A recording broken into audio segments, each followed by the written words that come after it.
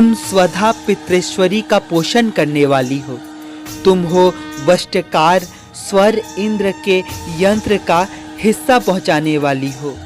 अमृत भी तुम ही हो, अक्षरों में स्वर भी तुम हो तथा नित्य आदि मात्रा व्यंजन भी तुम हो।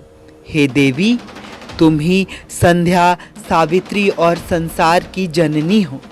और हे मातेश्वरी, विश्व को उत्पन्न, पालन और संहार करने वाली आप ही हो।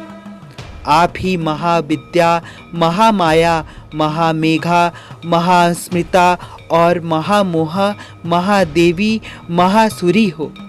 आप ही समस्त चराचर के तीनों गुणों सत्य, रज, तम को उत्पन्न करने वाली प्रकृति हो।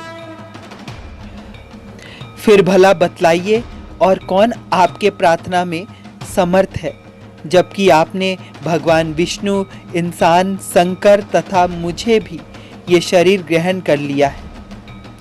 आप तो अपने प्रभाव से स्वयं प्रशासित हो।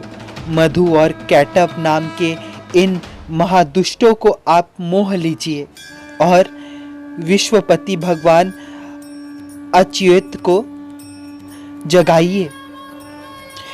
इन दोनों महाअसुरों का संहार करने के लिए भगवान को बुद्धि दीजिए।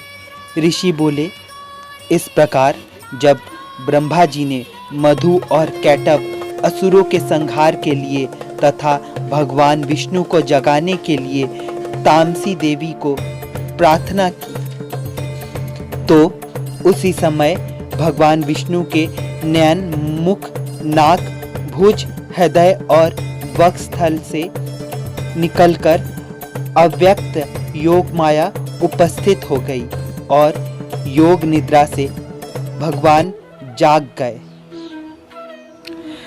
तदंतर भगवान विष्णु ने उन पराक्रमी वीर्यवान मधु और कैटव असुरों को देखा, ब्रह्मा जी को खाने के लिए जिनकी आंखें लाल हो रही थी।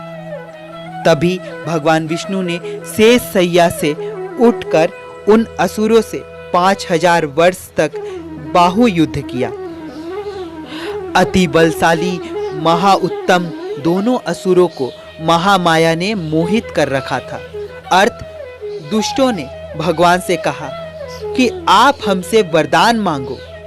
भगवान ने कहा, यदि तुम मुझ पर प्रसन्न हो तो मेरे हाथ से तुम्हारी मृत्यु हो। मैं तो केवल यही वर चाहता हूँ। ऋषि ने कहा, इस भांति जब भगवान उनसे ये वरदान ले लिए तो वे भगवान से कहने लगे कि हमें सर्वदा जल ही जल दिखाई दे रहा है, इसलिए हे भगवान, हमारा वध उस स्थान पर कीजिए जहाँ पृथ्वी पर पानी ना हो। ऋषि मेघा ने कहा।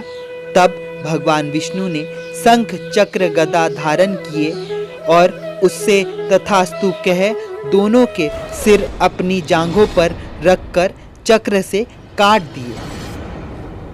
इस प्रकार ये महामाया देवी श्री ब्रह्मा जी की प्रार्थना से स्वयं उत्पन्न हुई है।